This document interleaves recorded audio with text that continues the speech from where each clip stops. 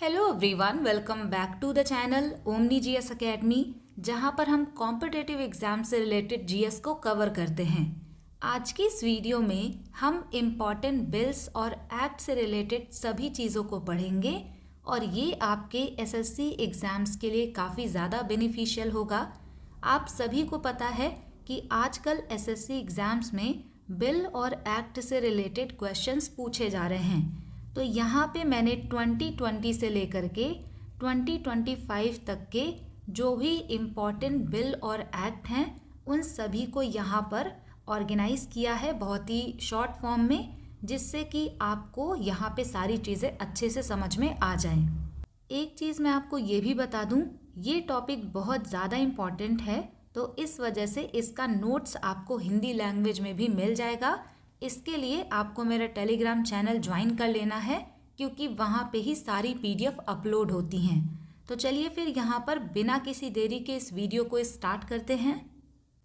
यहाँ पर हम सबसे पहले समझेंगे कि बिल और एक्ट में क्या डिफरेंस होता है। अगर हम यहाँ पर बिल की बात करें तो ये प्रपोजल होता है। अगर किसी भी एग्जिस्टिंग लॉ में चेंजेस करने होते हैं, उसके लिए जो प्रपोजल दिया जाता है उसको हम बिल कहते हैं। इसको इंट्रोड्यूस किया जाता है पार्लियामेंट में या फिर स्टेट लेजिस्लेचर में।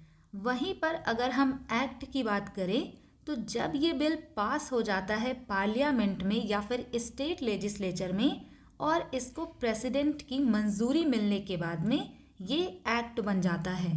तो आई होप आपको बिल और एक्ट का डिफरेंस समझ में आ गया होगा। अगर हम यहाँ पर टाइप्स ऑफ बिल्स की बात करें तो ये हम पॉलिटी में पढ़ते हैं। ऑर्डिनरी बिल होता है जो कि किसी भी जनरल सब्जेक्ट पे होता है। मनी बिल की अगर हम बात करें तो ये टैक्स, एक्सपेंडिचर या फाइनेंशियल मैटर से रिलेटेड होता है। फाइनेंस बिल बजट से रिलेटेड होता है। इसके अलावा कॉन्स्टिट्यूशनल अमेंडमेंट बिल होता है। अगर कॉन्स्टिट्यूशन के किसी भी प्रोविज़न को चेंज करना है तो उसके लिए कॉन्स्टिट्यूशनल अमेंडमेंट बिल को लाया जाता है। तो ये हैं टाइप्स ऑफ बिल्स। अब यहाँ से हम स्टार्ट करते हैं। सबसे पहले हम पढ़ेंगे 2020 के इम्पॉर्टेंट बिल या फिर एक्ट को। यहाँ पर मैंने बिल का नाम लिखा हुआ है और इसमें क्या इम्पॉर्टेंट चेंजेस किए गए थे वो इस पॉइंट में मेंशन किया गया है। यहाँ पर सबसे पहला जो बिल है वो है insolvency and bankruptcy code second amendment bill 2020। तो यहाँ पे आपको पता है कि इंसॉल्वेंसी का मतलब होता है दिवालियापन। अगर कोई भी पर्सन अपना कर्जा नहीं चुका सकता तो उसको हम इंसॉल्वेंट कहते हैं, और अगर वही चीज़ लीगल तौर पर डिक्लेयर कर दी जाती है तो उसको हम बैंकरप्सी कहते हैं। कोविड-19 के टाइम पर बहुत सारी ऐसी कंपनीज थीं जो बैंकरप्ट हो चुकी थीं, तो उनके खिलाफ जो भी प्रोसीडिंग्स चलाई जाती हैं उसको टेम्परेरी रूप से सस्पेंड करने के लिए इस बिल को लाया गया था।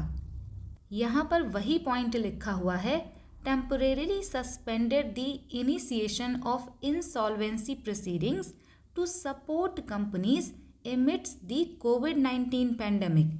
तो कोविड-19 के टाइम पर बहुत सारी कंपनीज ऐसी थी जिनका बहुत ज़्यादा लॉस हुआ था, तो ये जो प्रोसेस वहाँ पे चलाया जाता है इसको टेम्परेरी रूप से सस्पेंड किया गया था।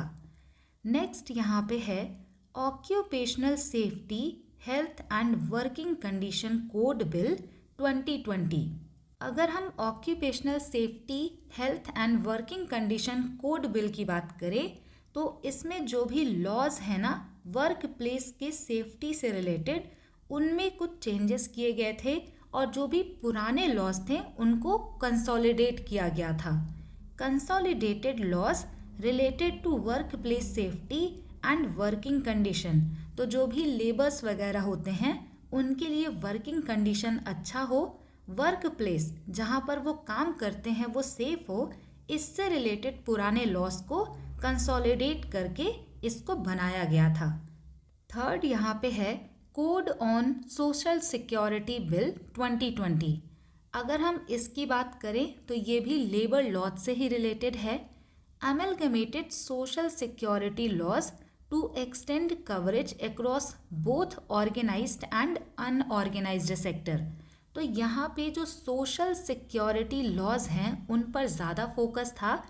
यहाँ पे जो कवरेज प्रोवाइड किया गया सोशल सिक्योरिटी का, वो ऑर्गेनाइज्ड और अनऑर्गेनाइज्ड सेक्टर के जो वर्कर्स हैं उन सभी को सोशल सिक्योरिटी मिलेगा, ऐसा इस बिल के द्वारा कहा गया। पहले क्या होता था, जो भी सोशल सिक्योरिटी के लॉज हैं वो ऑर्गेनाइज्ड सेक्टर के लिए हुआ करते थे। बहुत सारे ऐसे सेक्टर होते हैं जो अनऑर्गेनाइज्ड होते हैं, तो उनके लिए भी सोशल सिक्योरिटी प्रोवाइड किया जाए, इस वजह से इस बिल को लाया गया था 2020 में। तो यहाँ पर आपसे ईयर पूछा जा सकता है या फिर ये किस वजह से लाया गया था ये पूछा जा सकता है। नेक्स्ट यहाँ पे 2020 में आया था इंडस्ट्रियल रिलेशन कोड बिल 2020। अब यहाँ पर भी बहुत सारे ऐसे ओल्ड लेबर लॉज थे जिनको चेंजेस किए गए थे, और ये सभी लॉज रिलेटेड थे ट्रेड यूनियन से, एम्प्लॉयमेंट कंडीशन से और इंडस्ट्रियल डिस्प्यूट से। तो ये तीनों आप देख पा रहे होंगे लेबर लॉज से ये रिलेटेड हो जाएंगे। नेक्स्ट यहाँ पे जो बिल है वो है राष्ट्रीय रक्षा यूनिवर्सिटी बिल 2020। तो यहाँ पर भी नाम से ही आपको समझ में आ रहा है कि यहाँ पर सिक्योरिटी से रिलेटेड कोई चीज़ें हुई होंगी। तो इस बिल के द्वारा नेशनल यूनिवर्सिटी को क्रिएट किया गया जो डेडिकेटेड है सिक्योरिटी एंड पुलिसिंग स्टडीज़ को लेकर के, जिससे कि जो सिक्योरिटी है इंडिया में उसको और भी बेहतर किया जा सके। तो उसके लिए पढ़ाई ज़रूरी है, तो आप ध्यान रखेंगे कि नेशनल यूनिवर्सिटी इसके द्वारा क्रिएट किया गया था। नेक्स्ट यहाँ पे है salary allowance and pensions of MPs and ministers amendment bill 2020। तो ये जो बिल था, यहाँ पे जितने भी एमपीज यानी मेंबर ऑफ पार्लियामेंट थे और मिनिस्टर्स थे, इन सभी की सैलरी और अलाउंसेस को 1 साल के लिए 30% रिड्यूस कर दिया गया था स्टार्टिंग फ्रॉम अप्रैल 2020। यानी ये जो सैलरी इनका रिड्यूस किया गया वो 1 अप्रैल 2020 से रिड्यूस किया गया था। ये क्यों किया गया था? To help fund the fight against कोविड-19। कोविड-19 के अगेंस्ट जो हमारी फाइट थी उसमें हेल्प करने के लिए ही इनकी सैलरीज को कम किया गया था। तो यहाँ से ये 30% भी इम्पॉर्टेंट है और ये अप्रैल 2020 भी इम्पॉर्टेंट है। इस क्लास को आपको लास्ट तक देखना है क्योंकि कुछ इम्पॉर्टेंट बिल और एक्ट हैं जिनसे रिलेटेड क्वेश्चन हमने बहुत पहले किया था। तो वो किस वीडियो में हमने क्वेश्चन को किया है ये मैं आपको बताऊंगी। इसके अलावा जो पॉक्सो एक्ट है इससे रिलेटेड क्वेश्चन पूछा गया है स्टेनो 2025 में। इसको हम इसी वीडियो के लास्ट में डिटेल में समझेंगे। तो चलिए यहाँ पर हम नेक्स्ट बिल को समझते हैं, एपिडेमिक डिजीज़ अमेंडमेंट बिल 2020। अगर हम इस बिल की बात करें तो यहाँ पे क्या किया गया था, कोविड-19 के टाइम पर जो भी हेल्थ केयर पर्सनल थे वो जब भी जाते थे तो उनके ऊपर अटैक वगैरह हो जाता था। तो एपिडेमिक डिजीज़ अमेंडमेंट बिल 2020 में यहाँ पे उनको प्रोटेक्शन देने की बात हुई। Provided protection to health care workers and institutions from violence during health emergencies. यानी हेल्थ एमरजेंसीज के टाइम पे जो हेल्थ केयर वर्कर्स हैं और जो इंस्टीट्यूशंस हैं उनको प्रोटेक्शन देने के लिए एपिडेमिक डिजीज़ अमेंडमेंट बिल 2020 को लाया गया। अगला यहाँ पे है farmers produce trade and commerce promotion and facilitation bill 2020। ये जो बिल था 2020 में लाया गया, लेकिन बहुत ज़्यादा प्रोटेस्ट होने की वजह से नवंबर 2021 में इसको रिपील कर दिया गया। इस बिल में क्या बताया गया था? It created an ecosystem for farmers to trade outside the physical premises of APMC mandis and allowed for barrier free inter state and intra state trade. तो इस बिल में ये कहा गया था कि जो भी स्टेट से रिलेटेड मार्केट्स होते हैं उसके अलावा भी फार्मर्स अपने प्रोड्यूस को सेल कर सकते हैं। बैरियर फ्री एंट्री होगी इंटर स्टेट और इंट्रा स्टेट ट्रेड में, यानी कहीं पर भी वो अपने प्रोड्यूस को सेल कर सकते हैं। ऐसा इसमें इकोसिस्टम बनाया गया था, लेकिन इसको रिपील कर दिया गया 2021 में। अगला यहाँ पे फार्मर से ही रिलेटेड है। Farmers empowerment and protection agreement on price assurance and farm services bill 2020। ये जो बिल था इसमें आपको ध्यान रखना है कॉन्ट्रैक्ट फार्मिंग के फ्रेमवर्क को प्रोवाइड किया गया था। कॉन्ट्रैक्ट फार्मिंग क्या होता है? कोई भी जो फार्मर है वो अपने प्रोड्यूस को उगाने से पहले ही अगर किसी बायर से एग्रीमेंट कर लेता है कि ये जो पर्टिकुलर प्रोड्यूस होगा इसको आप परचेज करेंगे, तो इसी को हम कॉन्ट्रैक्ट फार्मिंग कहते हैं। इस बिल में कॉन्ट्रैक्ट फार्मिंग से रिलेटेड फ्रेमवर्क को प्रोवाइड किया गया था। अगला बिल यहाँ पर देखते हैं, एसेंशियल कमोडिटीज अमेंडमेंट बिल 2020। इस बिल को क्यों लाया गया? It deregulated certain food items like cereals, pulses and oil seeds by removing them from the list of essential commodities except under extraordinary circumstances। तो यहाँ पर आपको ध्यान ये रखना है कि बहुत सारे फूड आइटम्स ऐसे थे जिनको इसेंशियल कमोडिटीज़ की लिस्ट से हटा दिया गया था। अब इसको हटाया क्यों गया था? इस वजह से ताकि गवर्नमेंट का जो इंटरवेंशन है वो कम हो और प्राइवेट इन्वेस्टमेंट यहाँ पर बूस्ट हो। जो भी इसेंशियल कमोडिटीज़ होते हैं उनमें गवर्नमेंट का काफ़ी ज़्यादा इंटरवेंशन होता है, तो गवर्नमेंट ने इसको डीरेगुलेट करके अपने रोल को यहाँ पर लिमिट किया था। लेकिन इसमें एक एक्सेप्शन भी दिया गया था कि अगर एक्स्ट्रा ऑर्डिनरी सर्कमस्टांसेस आ जाते हैं, जैसे वॉर है, नेचुरल कैलेमिटी वगैरह, तो यहाँ पे गवर्नमेंट इंटरवीन कर सकती है। नेक्स्ट बिल यहाँ पे है national forensic science university bill 2020। तो ये बहुत ही सिंपल है। इसके द्वारा नेशनल फॉरेंसिक साइंस यूनिवर्सिटी को इस्टेब्लिश किया गया था, जिससे फॉरेंसिक साइंस के स्टडीज़ को प्रमोट किया जा सके। नेक्स्ट बिल यहाँ पे है 2020 का ही, institute of teaching and research in Ayurveda bill 2020। It merged 3 Ayurveda institutions into 1 institute of teaching and research in Ayurveda, granting it status of an institute of national importance. तो यहाँ पर आपसे ये पूछा जा सकता है कि इस बिल के अंतर्गत कितने आयुर्वेदा इंस्टीट्यूशंस को मर्ज किया गया था। तो 3 आयुर्वेदा इंस्टीट्यूशन को मर्ज करके एक single institute of teaching and research in Ayurveda को बनाया गया था और इसको इंस्टीट्यूट ऑफ नेशनल इम्पोर्टेंस का दर्जा भी दिया गया था। ये पॉइंट आप यहाँ पे ध्यान रखिएगा। नेक्स्ट यहाँ पे जो अमेंडमेंट बिल है वो बहुत इम्पॉर्टेंट है, foreign contribution and regulation amendment bill 2020 FCRA amendment. इसको आपको ध्यान ये रखना है, tightened the rules for receiving foreign funds by NGOs and other associations requiring among other things that foreign contribution be received only in a designated state bank of India branch। यहाँ पे ऐसा होता है कि बहुत सारे जो NGOs होते हैं उनको फंडिंग दी जाती है, लेकिन कई बार ये जो फंडिंग होता है ये गलत चीज़ों के लिए भी दिया जाता है। तो गवर्नमेंट ने इस बिल को इस वजह से लाया था जिससे कि अगर NGOs किसी भी फॉरेन फंड को रिसीव कर रही हैं तो वो designated state bank of India के ब्रांच में ही एक्सेप्ट करें, जिससे कि गवर्नमेंट इस पे नज़र रख पाए। तो इस वजह से इसको लाया गया था और ये इम्पॉर्टेंट भी है। नेक्स्ट यहाँ पे देखते हैं taxation and other laws relaxation and amendment of certain provision bill 2020। यहाँ पर भी आपको नाम से ही समझ में आ रहा होगा कि जो टैक्सेशन और बाकी लॉज हैं उसमें कुछ छूट दी गई, कुछ रिलैक्सेशन दिया गया।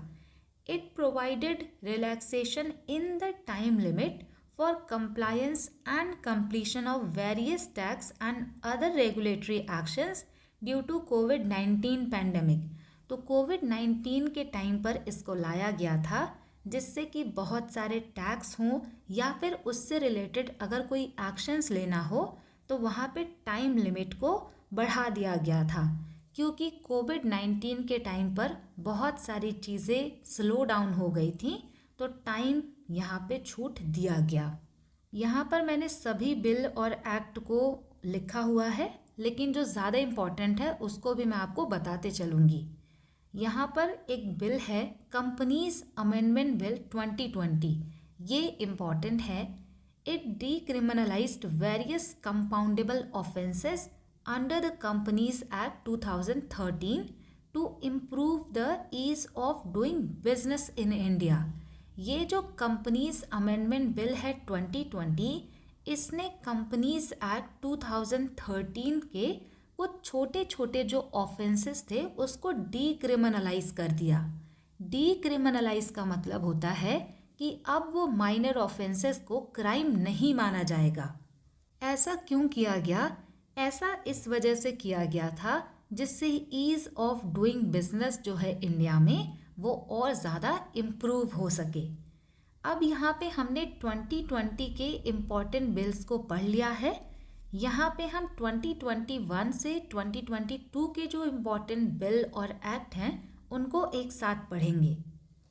यहाँ पे जो क्रिमिनल प्रोसीजर बिल है 2022 का, इससे रिलेटेड क्वेश्चन स्टेनो में पूछा गया है। पहला यहाँ पे है सरोगेसी रेगुलेशन एक्ट 2021। ये जो सरोगेसी रेगुलेशन एक्ट था 2021 का, इसके द्वारा सरोगेसी को लीगलाइज कर दिया गया है, लेकिन रेगुलेटेड कंडीशंस के अंतर्गत, और उनके लिए जो लीगली मैरिड कपल हैं, विडोज या डिवोर्सी हैं 35 से लेकर 45 ईयर्स के बीच में।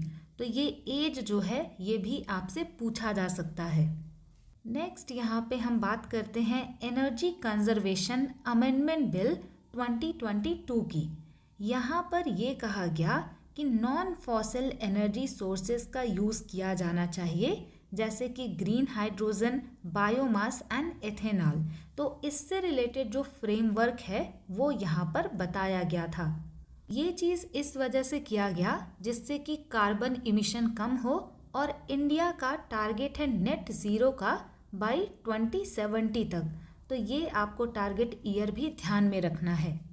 नेक्स्ट यहाँ पे है क्रिमिनल प्रोसीजर आइडेंटिफिकेशन बिल 2022। इससे रिलेटेड क्वेश्चन हमने किया था BNSS BSA वाले वीडियो में।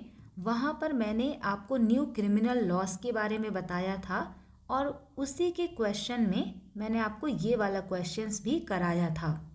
यहाँ से आप ध्यान रखेंगे कि इसमें ये अलाउ किया गया कि जो भी पर्सन कन्विक्टेड है या फिर अरेस्टेड है, उनका बायोमेट्रिक और फिजिकल इंफॉर्मेशन यहाँ पर लिया जा सकता है।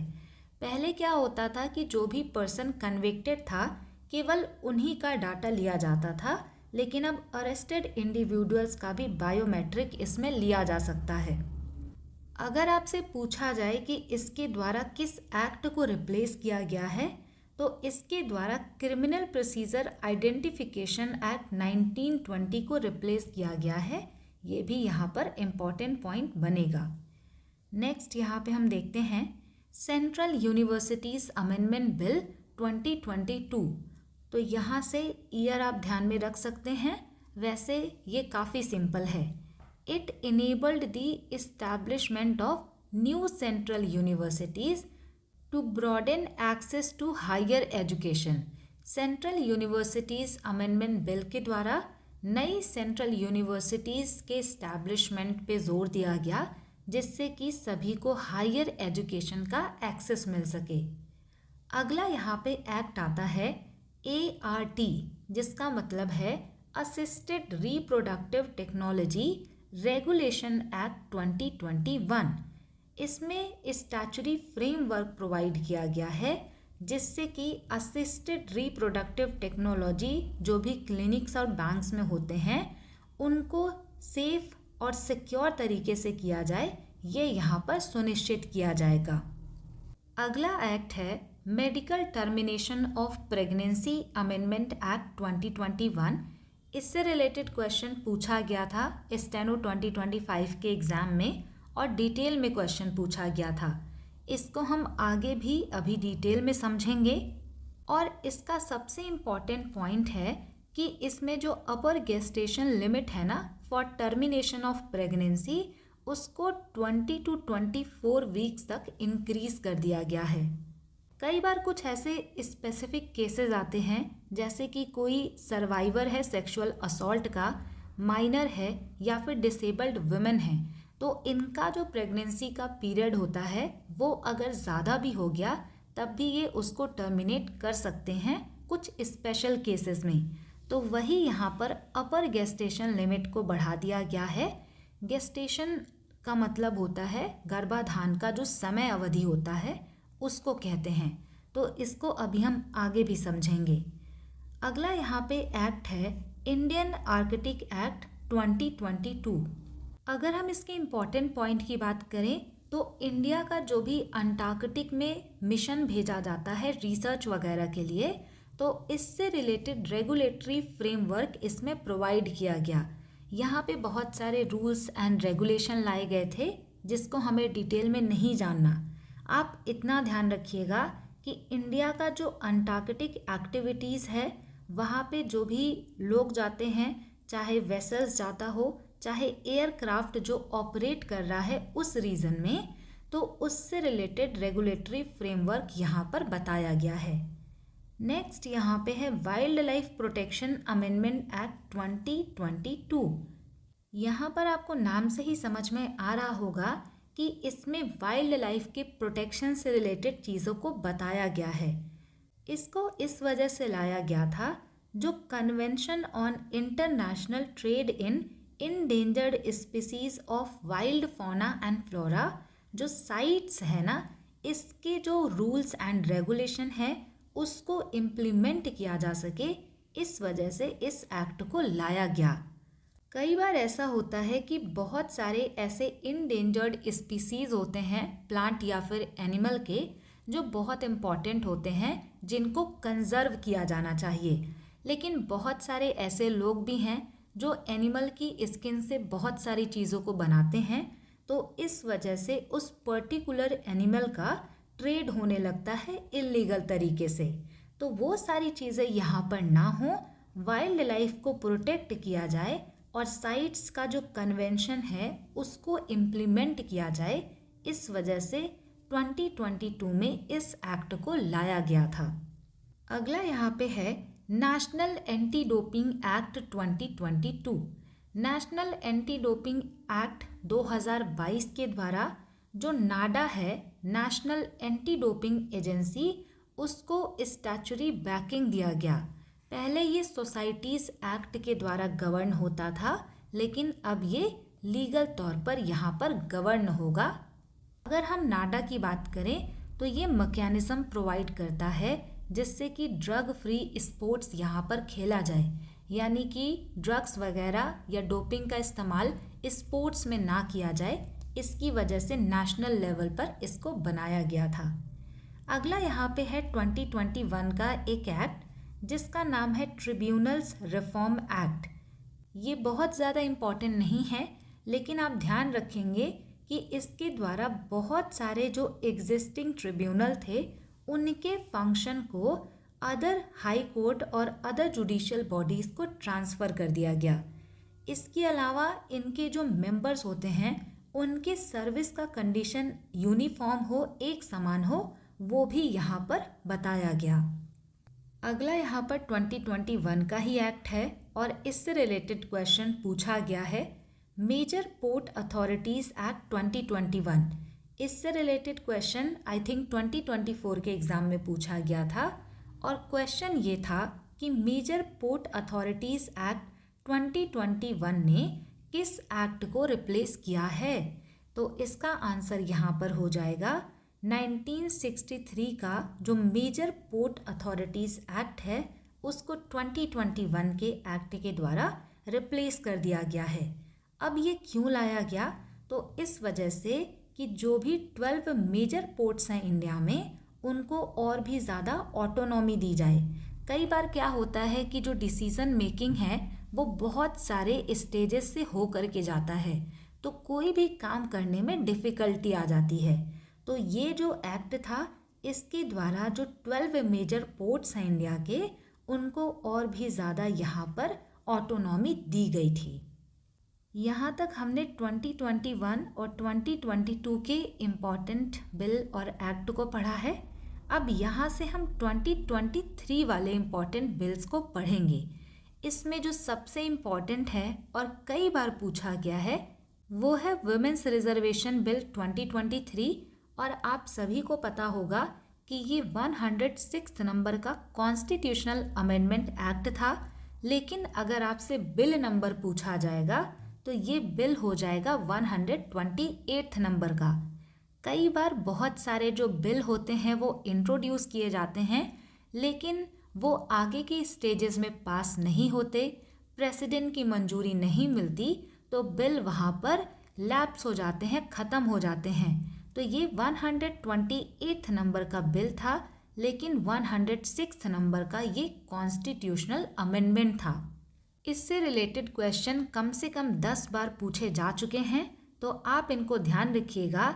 इसमें ये कहा गया था कि जो भी विमेंस हैं उनके लिए 33% सीट रिजर्व होंगी लोकसभा में और स्टेट असेंबलीज़ में, लेकिन ये चीज़ें तब होंगी जब अगला सेंसस होगा।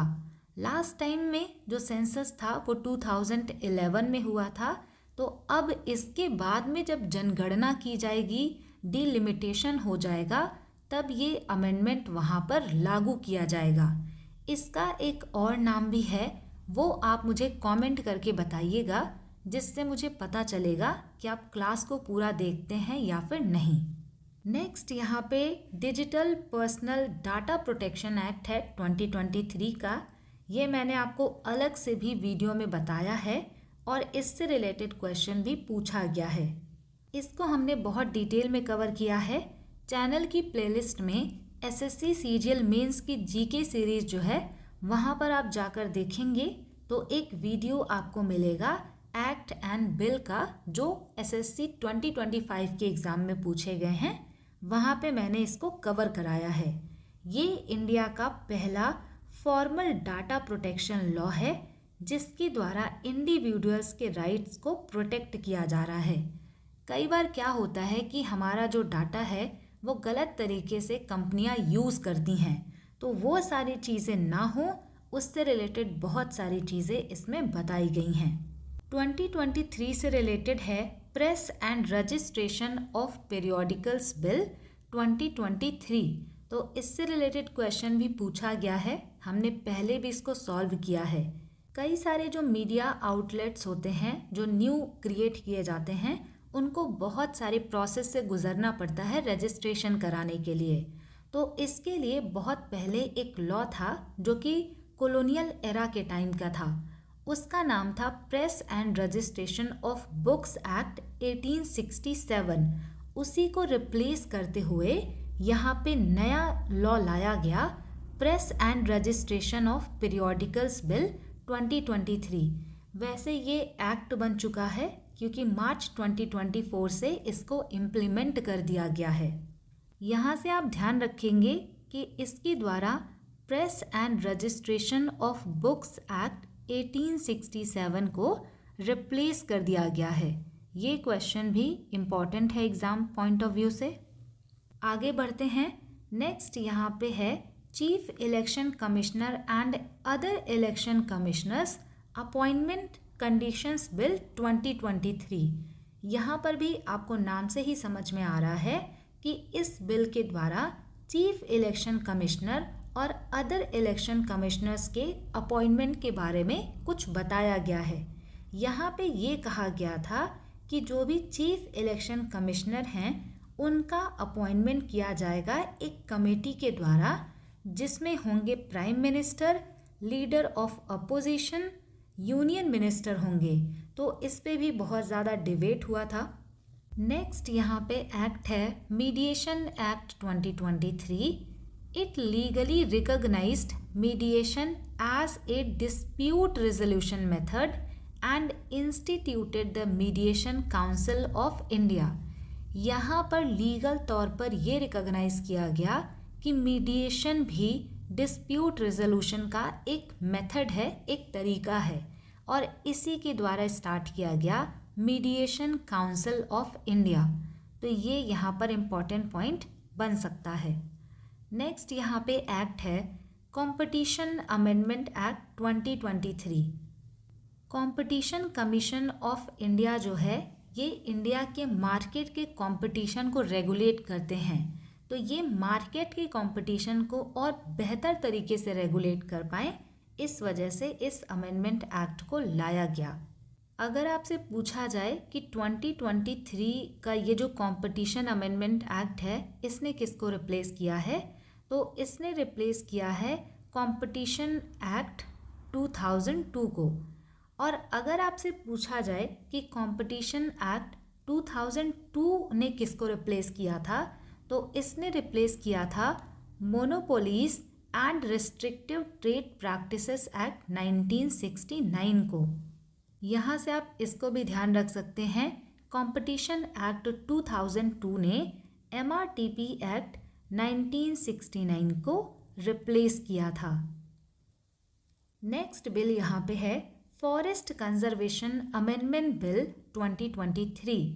यहाँ पे कुछ ऐसे डेवलपमेंट की एक्टिविटीज़ हैं जो फॉरेस्ट एरियाज़ में होनी थी, उनको यहाँ पर अलाउ कर दिया गया। लेकिन अलाउ करने का शर्त यहाँ पे रखा गया कि जो भी इन्वायरमेंटल सेफ गार्ड हैं वो वहाँ पर मेंटेन किया जाएगा। तो ये है फॉरेस्ट कंजर्वेशन अमेंडमेंट बिल 2023। अगला यहाँ पर हम बात करते हैं the lease law special provision second amendment bill 2023। It addressed the regularisation of unauthorised colonies and related urban planning issues in Delhi. तो दिल्ली में जो भी अर्बन प्लानिंग से रिलेटेड जो इश्यूज आते हैं, इसके अलावा बहुत सारी ऐसी अनऑथराइज्ड कॉलोनीज़ हैं, उनको रेगुलेट करने के लिए इसको लाया गया था। अगला यहाँ पे है central GST second amendment bill 2023। इसके द्वारा GST अपीलेट ट्रिब्यूनल को इस्टेब्लिश किया गया और इसके जो मेंबर्स होते हैं उनकी अपॉइंटमेंट क्राइटेरिया को यहाँ पर थोड़ा सा चेंज किया गया। Aligning with 2021 tribunal reform act. तो जो भी यहाँ पे ट्रिब्यूनल हैं उनके मेंबर्स का जो अपॉइंटमेंट क्राइटेरिया है वो एडजस्ट किया गया है, लेकिन वो अलाइन हो जाएगा 2021 के ट्रिब्यूनल रिफॉर्म एक्ट से। अगला यहाँ पर देखते हैं provisional collection of taxes bill 2023। It repealed the 1931 act governing temporary tax collection during the interim period of budget changes. तो बजट चेंजेस के टाइम पे या इंटरिम बजट के टाइम पे टेम्परेरी रूप से जो टैक्स कलेक्ट किया जाता है उसको गवर्न करने के लिए इस बिल को लाया गया। आपसे पूछा जा सकता है कि इसने किसको रिप्लेस किया है, तो provisional collection of taxes act 1931 को इसने रिप्लेस किया है।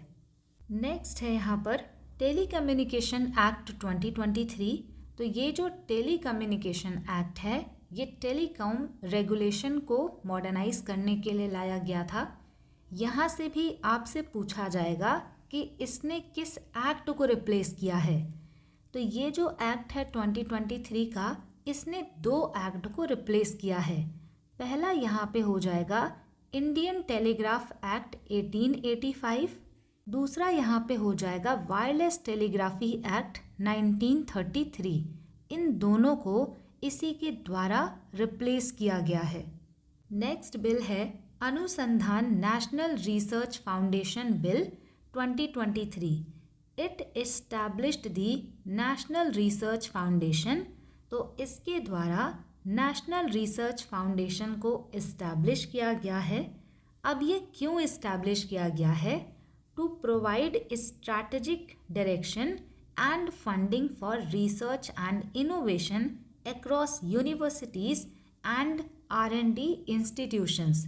तो जो भी यूनिवर्सिटीज़ होती हैं उनमें इनोवेशन और रिसर्च को लेके जो फंडिंग है उससे रिलेटेड चीज़ों को लाने के लिए इसको लाया गया है। अगला एक्ट यहाँ पे इम्पॉर्टेंट होगा, बायोलॉजिकल डाइवर्सिटी एक्ट 2023। यहाँ पर सबसे पहला जो क्वेश्चन पूछा जा सकता है वो ये है कि इसके द्वारा किस एक्ट को रिप्लेस किया गया है। तो इसके द्वारा बायोलॉजिकल डाइवर्सिटी एक्ट 2002 को रिप्लेस किया गया है। इसको क्यों लाया गया? To simplify compliance for domestic companies and exempted AYUSH practitioners from benefit sharing requirement. तो कई बार ऐसे मेडिसिनल प्लांट होते हैं जिनको लगाना अलाउड नहीं था, तो बहुत सारी चीज़ें बायोलॉजिकल डाइवर्सिटी एक्ट में यहाँ पर चेंज की गई और जो भी आयुष प्रैक्टिशनर हैं जो आयुर्वेदा से रिलेटेड हैं वो मेडिसिनल प्लांट को लगा सकते हैं और बेनिफिट जो वहाँ पर होगा वो शेयर करने की ज़रूरत नहीं है। तो बहुत सारी चीज़ें चेंज की गई हैं, लेकिन हम केवल कुछ इम्पॉर्टेंट पॉइंट्स को ही पढ़ेंगे, क्योंकि अगर आप पूरा बिल पढ़ेंगे तो ये क्लास बहुत लंबी हो सकती है। नेक्स्ट बिल है government of national capital territory of Delhi amendment bill 2023। इसके द्वारा क्या किया गया? It empowered the central government to have the final say on the appointment and transfer of bureaucrats in Delhi administration। तो इसके द्वारा जो भी ब्यूरोक्रेट्स को अपॉइंट किया जाता है दिल्ली एडमिनिस्ट्रेशन में, वहाँ पर अब जो फाइनल चीज़ें होंगी वो सेंट्रल गवर्नमेंट को डिसाइड करने को मिलेगा। ऐसा इस बिल के द्वारा प्रोविज़न बनाया गया। नेक्स्ट यहाँ पे अब हम पढ़ने वाले हैं 2024 के इम्पॉर्टेंट बिल्स के बारे में, फिर 2025 के इम्पॉर्टेंट बिल्स पढ़ेंगे। इसमें सबसे पहले है water prevention and control of pollution amendment bill 2024। तो यहाँ से आपसे पहला क्वेश्चन पूछा जाएगा कि इसने किस एक्ट को रिप्लेस किया। तो water prevention and control of pollution act था 1974 का, उसमें इसके द्वारा अमेंडमेंट किया गया है। इसको लाने का एम क्या है? To decriminalise certain minor offences related to pollution and replace them with monetary penalties. तो कई सारे ऐसे छोटे छोटे ऑफेंसेस थे जो कि पोल्यूशन से रिलेटेड थे, तो उसको रिप्लेस कर दिया गया है मॉनेटरी पेनल्टीज से। यानी पहले जिसके लिए पनिशमेंट मिलती थी तो वो यहाँ पे फाइन वगैरह लगा करके देखा जाएगा। दूसरा यहाँ पे है भारतीय वायुयान विधेयक इंडियन एयरक्राफ्ट बिल 2024। तो ये भी इम्पॉर्टेंट हो जाता है क्योंकि आपसे पूछा जा सकता है कि इसने कौन से एयरक्राफ्ट एक्ट को रिप्लेस किया है या फिर मॉडर्नाइज किया है। तो एयरक्राफ्ट एक्ट था 1934 का, उसी को इसने मॉडर्नाइज किया है। ये कॉलोनियल एरा के टाइम का एयरक्राफ्ट एक्ट था। तो अब इस टाइम पे जैसे जैसे टाइम आगे जाता है चेंजेस आते हैं, तो एक्ट में भी चेंजेस लाने की ज़रूरत पड़ती है। तो इसको मॉडर्नाइज कर दिया गया है और सिविल एविएशन और एयर ट्रैफिक रेगुलेशन से जो भी रूल्स थे उनको सिंप्लीफाई कर दिया गया है। इसके बाद यहाँ पर 2024 से रिलेटेड 3 इम्पॉर्टेंट एक्ट और बिल हैं। यहाँ पे है public examination prevention of unfair means act 2024। तो यहाँ पर भी आपको नाम से ही समझ में आ रहा होगा कि सेंट्रल पब्लिक एग्ज़ाम जैसे कि SSC, UPSC और NTA वगैरह में जो भी चीटिंग और माल प्रैक्टिसेस की जाती हैं उनसे रिलेटेड हार्श पनिशमेंट यहाँ पर इंट्रोड्यूस किया गया है। अगर कोई इन एग्ज़ाम्स में चीटिंग करता है या माल प्रैक्टिसेस करता है तो उनको इम्प्रीजनमेंट भी दिया जा सकता है और फाइन भी। वैसे जो भी एक्ट वगैरह हैं उनको अगर इम्प्लीमेंट किया जाता तो चीज़ें बहुत अच्छी होती। नेक्स्ट यहाँ पे है Jammu and Kashmir local bodies law amendment bill, ये भी 2024 का ही है। इसके द्वारा जो भी ओबीसीज हैं उनको भी रिजर्वेशन एक्सटेंड किया गया है, यानी अब उनको भी रिजर्वेशन मिलेगा। इसके अलावा जो भी विमेंस हैं उनको भी 33% रिजर्वेशन दिया जाएगा जम्मू एंड कश्मीर के लोकल बॉडीज़ में। तो ये परसेंटेज इम्पॉर्टेंट हो सकता है। 2024 का ही बिल है यूनिफॉर्म सिविल कोड बिल। ये पहला स्टेट लेवल का यूनिफॉर्म सिविल कोड बिल था। यूनिफॉर्म का मतलब होता है एक समान। तो इसमें ये कहा गया कि उत्तराखंड में जो भी रिलीजन है उन सभी में जो मैरिज है, डिवोर्स है, एडॉप्शन और इनहेरिटेंस है, इन सभी के लिए कॉमन लॉ होगा, कॉमन सिविल कोड होगा। तो ये फर्स्ट स्टेट लेवल यूसीसी है, तो इम्पॉर्टेंट हो जाता है। नेक्स्ट यहाँ पे 2025 से रिलेटेड इम्पॉर्टेंट एक्ट और बिल है। 2025 में पहला यहाँ पे हो जाएगा मर्चेंट शिपिंग एक्ट। यहाँ पे पहला क्वेश्चन आएगा कि मर्चेंट शिपिंग एक्ट 2025 ने किसको रिप्लेस किया है। तो कॉलोनियल टाइम का एक्ट था 1958 का, उस एक्ट को यहाँ पर मॉडर्नाइज किया गया है, या फिर आप कह सकते हैं कि रिप्लेस किया गया है। इसको क्यों लाया गया, तो इसका आंसर ये है कि प्रेजेंट टाइम में जो मैरीटाइम सेफ्टी है, एनवायरनमेंट है और सी फेयरर जो वेलफेयर है, उससे रिलेटेड जो इंटरनेशनल रूल्स बनाए गए हैं उन्हीं पर आधारित यहाँ पर भी रूल्स बनाए जाएं, फ्रेमवर्क बनाया जाए। इस वजह से इसको यहाँ पर लाया गया। अगला यहाँ पे है carriage of goods by sea act. तो यहाँ पे पहला प्रश्न यही आएगा कि इसने किस लॉ को रिप्लेस किया है या चेंजेस किया है। तो 1925 का carriage of goods by sea act था, उसको यहाँ पर चेंज किया गया है। अगर हम इस एक्ट की बात करें तो ये जो हैम्बर्ग रूल है उसके साथ में अलाइन होता है, और इसमें जो इलेक्ट्रॉनिक बिल्स ऑफ लेडिंग है उसको ऑफिशियली रिकॉग्नाइज किया गया है।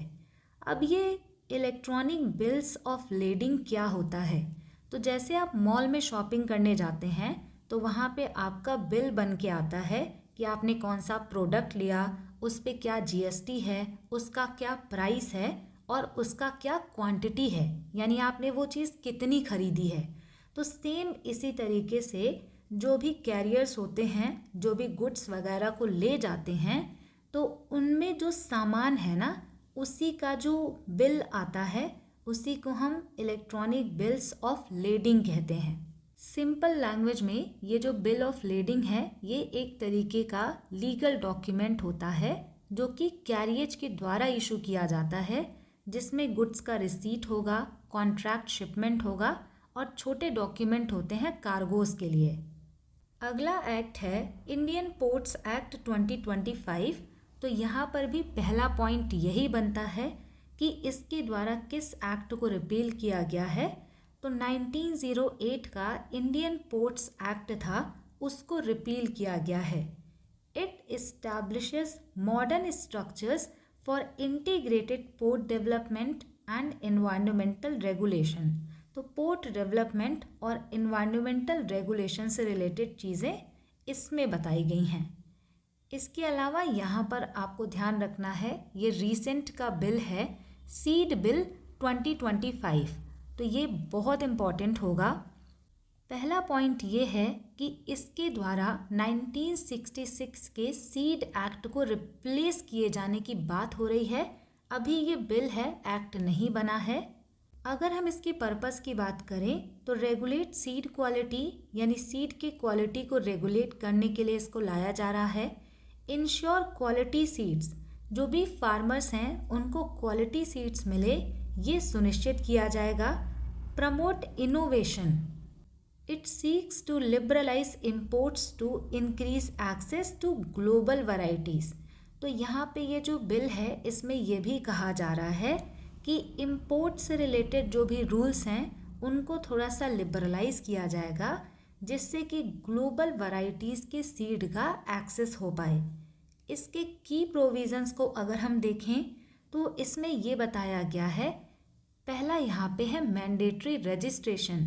जो भी सीड डीलर्स हैं, डिस्ट्रीब्यूटर हैं और प्रोसेसिंग यूनिट हैं, ये सभी गवर्नमेंट के साथ रजिस्टर्ड होनी चाहिए। ये सब स्टेटमेंट में पूछे जा सकते हैं, इस वजह से पढ़ना ज़रूरी है।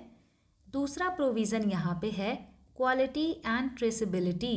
तो जो भी स्टैंडर्ड्स हैं सीड की क्वालिटी को लेकर के, उसको इन्फोर्स किया जाएगा और जो पैकेट होते हैं सीड के, वहाँ पे QR कोड लगाया जाएगा, जिससे कि फार्मर्स उस सीड के सोर्स को ट्रेस कर पाएँ। यानी QR कोड स्कैन करके उस सीड का सोर्स पता लगाया जा सकता है।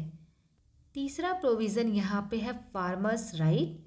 इसमें ये कहा गया है कि फार्मर्स के पास ये राइट्स हैं कि वो अपने फार्म से जो सेव किए गए सीड हैं उनको सेव कर सकते हैं, यूज़ कर सकते हैं और एक्सचेंज कर सकते हैं, लेकिन किसी ब्रांड नेम के अंडर उसको सेल नहीं कर सकते। चौथा प्रोविज़न यहाँ पे है इन्फोर्समेंट का। माइनर ऑफेंसेस जो हैं सीड से रिलेटेड, उसको यहाँ पर डीक्रिमिनलाइज कर दिया जाएगा, जिससे कि ease of doing business improve हो पाए। लेकिन अगर कोई मेजर ऑफेंसेस करता है, जैसे कि किसी ने नकली क्वालिटी के सीड्स बना दिए, या फिर अगर बड़े ऑफेंसेस उन्होंने सीड से रिलेटेड किए हैं, तो उनके लिए स्ट्रॉन्ग पेनल्टीज भी लगाई जाएंगी, फाइन भी और इम्प्रिजनमेंट भी। इसका पांचवा प्रोविज़न है हार्मोनाइजेशन।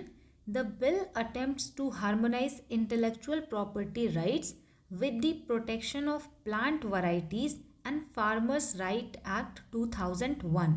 तो यहाँ पे ये भी बोला गया है कि जो इंटेलेक्चुअल प्रॉपर्टी राइट्स हैं, protection of plant varieties and farmers right act 2001 में, उससे ये बिल अलाइन होगा, यानी उसको भी यहाँ पर ये प्रोटेक्ट करेंगे।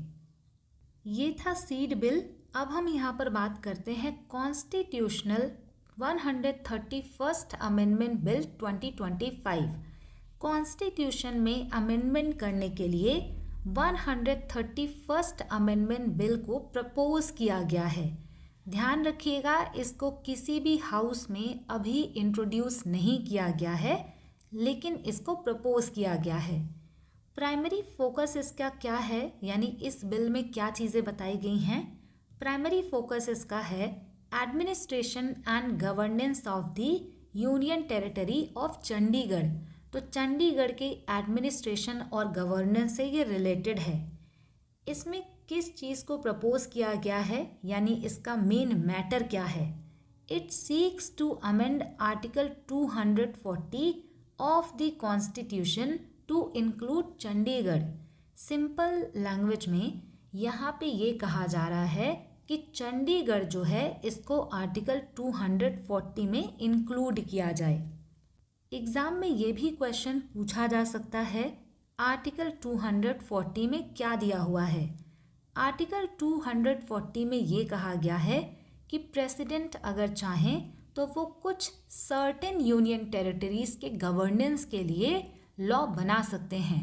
यानी आप एक तरीके से कह सकते हैं कि अगर आर्टिकल 240 में चंडीगढ़ को रखा गया तो इसका जो एडमिनिस्ट्रेशन है और बाकी सारी चीज़ें ये सीधा प्रेसिडेंट देखेंगे। इफेक्ट ऑफ अमेंडमेंट को यहाँ पर समझते हैं। Empowers the president of India to make regulations for the peace, progress and good governance of Chandigarh. अगर ये अमेंडमेंट होता है तो चंडीगढ़ के गवर्नेंस से रिलेटेड रेगुलेशंस को प्रेसिडेंट के द्वारा बनाया जाएगा, जैसे कि जो बाकी यूनियन टेरिटरीज़ हैं, Andaman and Nicobar, Lakshadweep etcetera. Presidential regulations have the same force and effect as an act of parliament. President का जो रेगुलेशन होगा उसका सेम इफेक्ट होगा जैसे कि पार्लियामेंट के बनाए गए एक्ट का होता है।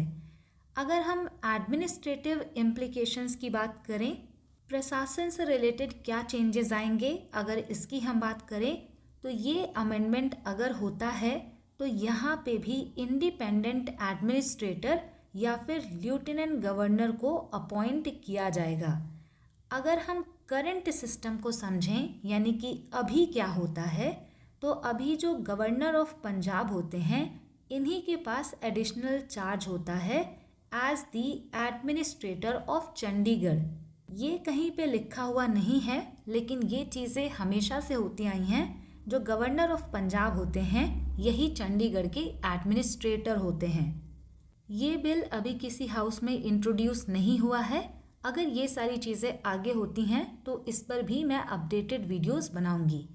नेक्स्ट यहाँ पे हम बात करते हैं 2 इम्पॉर्टेंट एक्ट की, जो कि एग्ज़ाम में पूछे जाते हैं। यूजीसी एक्ट 1956, ये क्वेश्चन पूछा जाता है कि यूजीसी एक्ट किस ईयर में आया, तो 1956 में आया। अगर आपसे पूछा जाए कि क्यों आया, इसी एक्ट के द्वारा यूनिवर्सिटी ग्रांट्स कमीशन को इस्टेब्लिश किया गया to coordinate, determine and maintain standards of higher education in India. India में जो हायर एजुकेशन का स्टैंडर्ड्स है, उसको कैसे मेंटेन किया जाएगा, वो सारी चीज़ें कैसे होंगी, इससे रिलेटेड चीज़ें यूनिवर्सिटी ग्रांट कमीशन के द्वारा बताई जाती हैं। तो इसी को इसके द्वारा इस्टेब्लिश किया गया था। सेकंड यहाँ पे है इंफॉर्मेशन टेक्नोलॉजी एक्ट, ये ईयर 2000 में आया था। तो ईयर यहाँ पर पहले आप ध्यान रखिएगा। It provided legal recognition to digital transaction and electronic records and established a framework for cyber crime regulation. तो जो भी डिजिटल ट्रांजैक्शंस होते हैं, उनको भी लीगल तौर पर यहाँ पर रिकॉग्नाइज किया गया, और साइबर क्राइम को कैसे रेगुलेट किया जाएगा, इससे रिलेटेड फ्रेमवर्क भी इसी के द्वारा इस्टेब्लिश किया गया था। इसके बाद यहाँ पर हम समझेंगे medical termination of pregnancy act. इससे रिलेटेड क्वेश्चन डिटेल में पूछा गया था, तो इस वजह से इसको डिटेल में समझना होगा। यहाँ पर पहला पॉइंट है कि ये जो एक्ट है, ये ओरिजिनली कब आया था। 1971 में ये एक्ट पहली बार आता है। अगर इसके एम की बात करें कि इसका उद्देश्य क्या था, it legalised abortion under certain conditions to reduce maternal death from unsafe abortion. कई बार अनसेफ एबॉर्शन कराने की वजह से मैटरनल डेथ्स बहुत ज़्यादा होती हैं, यानी जो मदर होती हैं उनकी डेथ हो जाती है। तो इस वजह से ऐसा ना हो, अबॉर्शन को लीगलाइज कर दिया गया था अंडर सर्टेन कंडीशन, जिससे कि मैटरनल डेथ्स को कम किया जा सके। इसके बाद इस एक्ट में ईयर 2002 में कुछ अमेंडमेंट किए जाते हैं, चेंजेस किए जाते हैं। पहले जो अबॉर्शन था वो केवल गवर्नमेंट हॉस्पिटल में किया जाता था, लेकिन इसी एक्ट में ईयर 2002 में अमेंडमेंट किया गया और यहाँ पर प्राइवेट हॉस्पिटल और क्लिनिक को भी अबॉर्शन करने के लिए अलाउ किया गया। 2021 में भी यहाँ पर चेंजेस किए गए। यहाँ पर सबसे इम्पॉर्टेंट चेंजेस किए गए गेस्टेशन लिमिट्स को लेकर के, यानी यहाँ पर गर्भाधान का टाइम पीरियड बता दिया गया कि कितने से कितने टाइम तक का गेस्टेशन लिमिट होगा, तब अबॉर्शन कराया जा सकता है। इसमें पहला पॉइंट आपको ये ध्यान में रखना है, अप टू 20 वीक्स का अगर गेस्टेशन टाइम है यहाँ पर, तो इसको टर्मिनेट कराया जा सकता है, लेकिन 1 रजिस्टर्ड मेडिकल प्रैक्टिशनर का ओपिनियन यहाँ पे ज़रूरी होगा। इसके अलावा 20 से 24 वीक्स का अगर गेस्टेशन टाइम पीरियड है तो इसको भी टर्मिनेट कराया जा सकता है, लेकिन यहाँ पे 2 रजिस्टर्ड मेडिकल प्रैक्टिशनर का ओपिनियन ज़रूरी होगा। इसके अलावा ये स्पेशल कैटेगरीज होनी चाहिए, यानी कि कुछ ऐसे कैटेगरीज इसमें बता दिए गए कि इन्हीं कैटेगरीज के होने पर ही आप अबॉर्शन करा सकते हैं, जैसे कि रेप सर्वाइवर्स हैं, माइनर्स हैं, वुमेन विथ डिसेबिलिटी हैं, अगर कोई, तभी उनका ये अबॉर्शन हो सकता है। इसके अलावा अगर 24 वीक्स से ज़्यादा का टाइम पीरियड है, बियॉन्ड 24 वीक्स, तो ये तभी हो सकता है only if a medical board confirms foetal abnormalities, यानी कि अगर मेडिकल बोर्ड ये कन्फर्म कर दे कि जो भी चाइल्ड है वो एब नॉर्मल होगा यानी सामान्य नहीं होगा, तब उसको टर्मिनेट कराया जा सकता है। तो ये टाइम पीरियड और इसमें जो कंडीशन है वो इम्पॉर्टेंट है। इसके अलावा 2021 में और भी चेंजेस किए गए। 2021 में जो unmarried women under contraceptive failure ground है उनको भी इसमें इंक्लूड किया गया and mandated confidentiality of the women's identity. इसका मतलब ये है कि जो विमेन की आइडेंटिटी है उसको रिवील नहीं करना है, उनकी पहचान को किसी को बताना नहीं है। अगर हम सिग्निफिकेंस की बात करें तो ये एक प्रोग्रेसिव लॉ है। प्रोग्रेसिव लॉ का मतलब होता है प्रगतिशील कानून।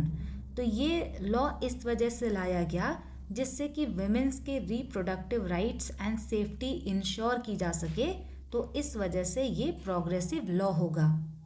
आई होप आपको ये समझ में आ गया होगा।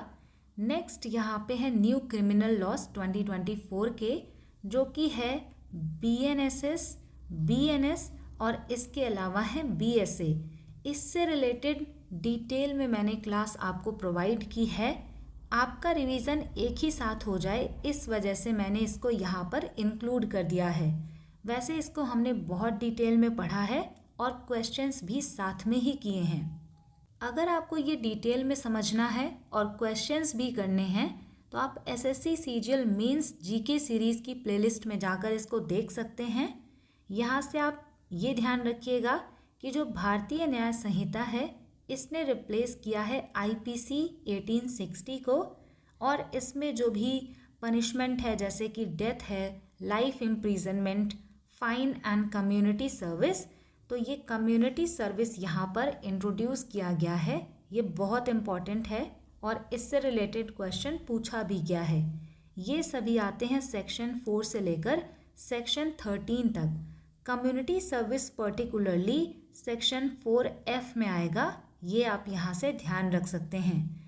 इसके अलावा जो मॉब लिंचिंग है इसको क्रिमिनलाइज कर दिया गया है, यानी किसी भी ग्रुप के द्वारा, किसी भी भीड़ के द्वारा अगर किसी का मर्डर कर दिया जाता है तो वो भी यहाँ पर क्राइम होगा और इसके लिए डेथ या फिर लाइफ इम्प्रिजनमेंट का पनिशमेंट मिलेगा। ये सेक्शन 103 के सब सेक्शन 2 में आ जाएगा। इसके अलावा यहाँ पे जो सेडिशन था, देशद्रोह का कानून, उसको रिप्लेस कर दिया गया है। टेररिज्म एंड ऑर्गेनाइज्ड क्राइम को सेपरेट चैप्टर में कवर किया गया है सेक्शन 111 से 115 तक। ट्रायल इन एब्सेंटिया इज परमिटेड, यानी अगर कोई भी ऑफेंडर है, क्राइम करके वो कहीं पर चला गया है, कहीं पर भाग गया है, तब भी उसके खिलाफ ट्रायल चलाया जाएगा। इसी को कहते हैं ट्रायल इन एब्सेंटिया। अब ये अलाउ कर दिया गया है। नेक्स्ट यहाँ पे है भारतीय नागरिक सुरक्षा संहिता। इसने रिप्लेस किया है CRPC 1973 को। यहाँ पर सबसे इम्पॉर्टेंट जो प्रोविज़न है वो है 0 FIR का। पहले क्या होता था, जहाँ पर क्राइम होता था वहीं के पुलिस स्टेशन में FIR करानी होती थी, लेकिन अब यहाँ पर जियोग्राफिकल बाउंड्री को एंड कर दिया गया है। आप कहीं पर भी FIR रजिस्टर करा सकते हैं, बाद में वो FIR ट्रांसफ़र होके उसी एरिया में आएगी जहाँ पर क्राइम हुआ है, लेकिन आप इसको रजिस्टर कहीं पर भी करा सकते हैं। इसको हम कहते हैं 0 FIR। EFIR भी यहाँ पर अलाउ कर दिया गया है। इसके अलावा जो भी अरेस्ट किए जाते हैं, सर्च किया जाता है एंड सीजर, यानी कोई सामान वगैरह जब्त किया जाता है किसी क्राइम से रिलेटेड, तो यहाँ पे वीडियो रिकॉर्डिंग मैंडेटरी कर दिया गया है। नेक्स्ट चेंज यहाँ पे ये है फॉरेंसिक एविडेंस। अगर कोई भी ऐसा ऑफेंस है जिसकी सज़ा 7 साल या उससे ज़्यादा की जेल है, तो वहाँ पे फॉरेंसिक टीम जो होती है उसको भी लगाना ज़रूरी है। चार्जशीट फाइल करने का लिमिट 90 डेज़ का है और ये एक्सटेंड किया जा सकता है 180 डेज़ इन स्पेशल केसेस। ट्रायल जो है किसी भी केस का वो 3 साल के अंदर अंदर कंप्लीट होना चाहिए, जिससे कि जस्टिस सिस्टम फास्ट हो। तो ये यहाँ पर चेंजेस किए गए हैं। थर्ड यहाँ पे है भारतीय साक्ष्य अधिनियम 2023। इसने रिप्लेस किया है इंडियन एविडेंस एक्ट 1872 को। और इसका सबसे इम्पॉर्टेंट पॉइंट ये है, इलेक्ट्रॉनिक या डिजिटल एविडेंस को भी अब एविडेंस माना जाएगा, उसको भी एडमिट यानी कि उसको भी वहाँ पर एक्सेप्ट किया जाएगा। इलेक्ट्रॉनिक या डिजिटल एविडेंसेस अब इक्वल हैं डॉक्यूमेंट्री एविडेंसेस के।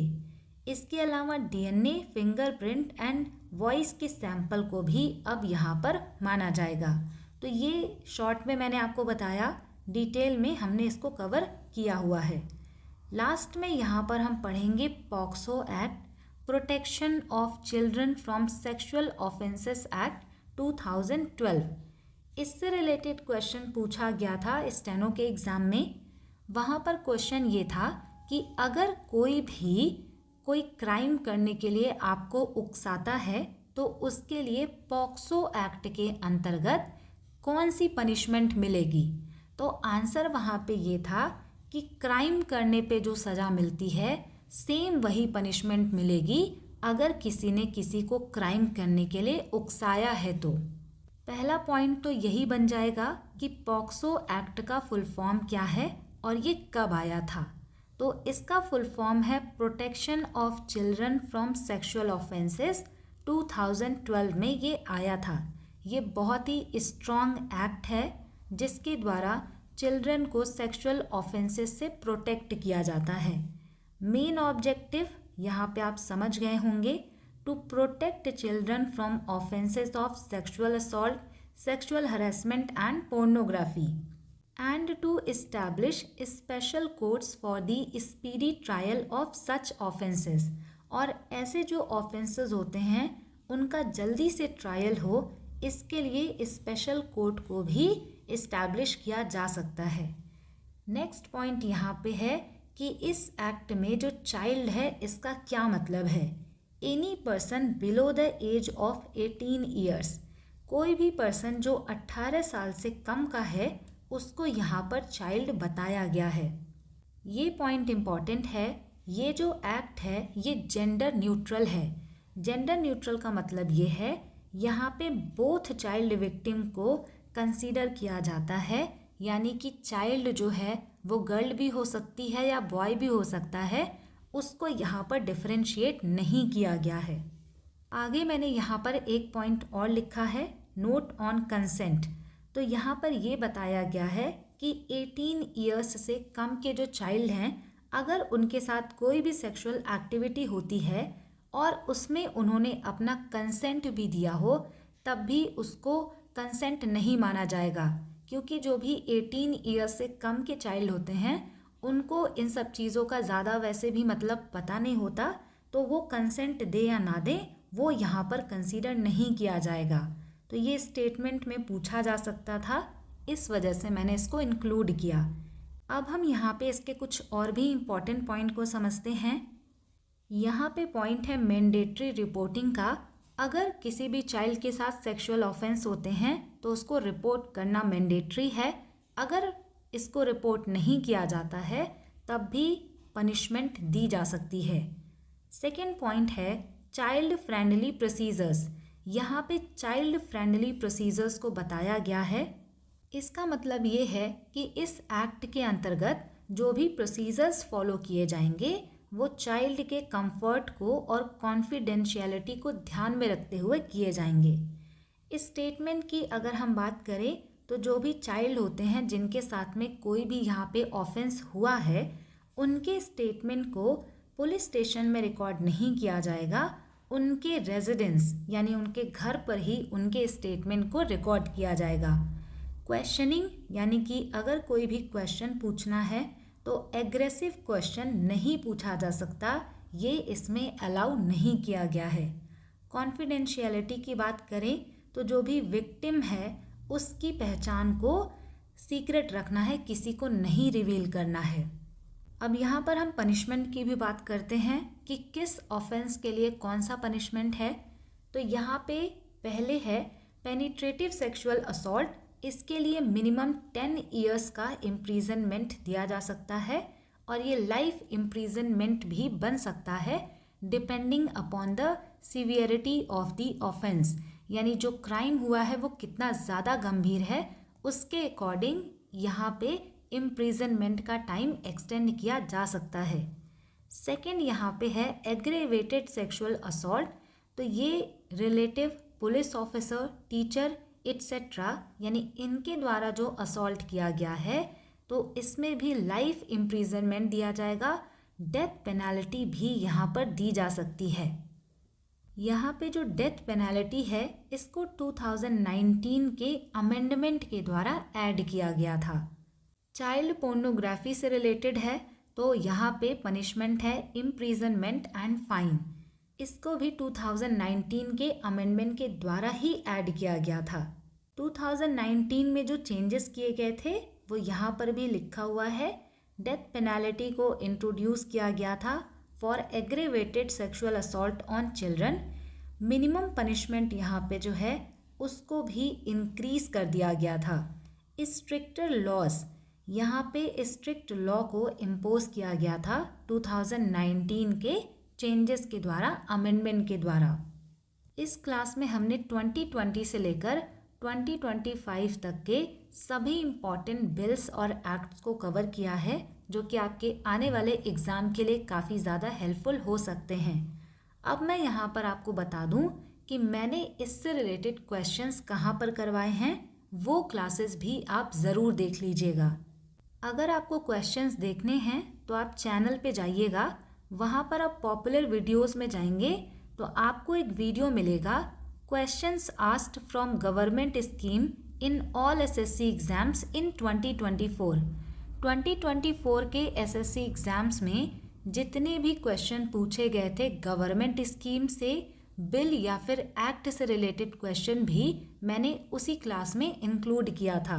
तो इसके 2 पार्ट हैं, ये है पार्ट 1 और इसी का आपको पार्ट 2 भी मिल जाएगा। आप इसको सर्च करके देख लीजिएगा। अगर आप दोनों पार्ट देखते हैं तो आपका स्कीम का भी रिवीजन हो जाएगा और बिल से रिलेटेड क्वेश्चन भी कवर हो जाएंगे। इसके अलावा आप अगर प्लेलिस्ट में जाएंगे तो वहाँ पर आपको SSC CGL 2025 mains GK series का प्लेलिस्ट मिलेगा। यहाँ पर जाकर आप बीएनएस, बीएनएसएस, बीएसए ये देख लीजिएगा। 1 घंटे 3 मिनट की क्लास है। यहाँ पर हमने क्वेश्चंस भी किए हैं और इसको भी डिटेल में पढ़ा है। इसके अलावा इम्पॉर्टेंट बिल एंड एक्ट जो रीसेंट वाला है इसमें हमने डिटेल में पढ़ा है digital personal data protection bill को। तो अगर आप चाहें तो इतनी क्लासेस देख सकते हैं। ये था इस टॉपिक का कंप्लीट कवरेज।